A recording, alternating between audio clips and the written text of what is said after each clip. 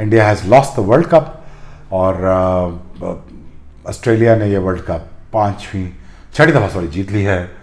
87 से जीतते आ रहे हैं यार, कुछ ना कुछ चीज़ें ठीक करते हैं जिसकी वजह से ये इतने वर्ल्ड कप जीतते हैं।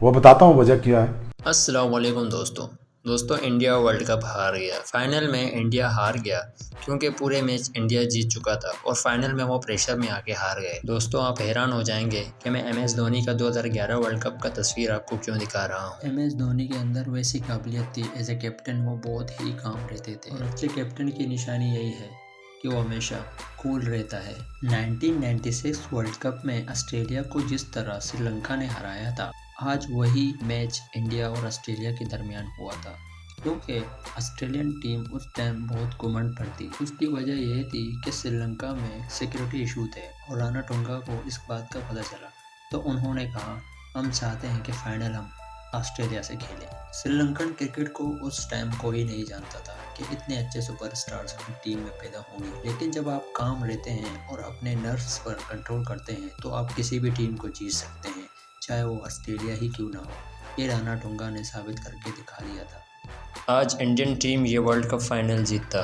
तो वर्ल्ड कप 1996 का याद ताज़ा हो जाता।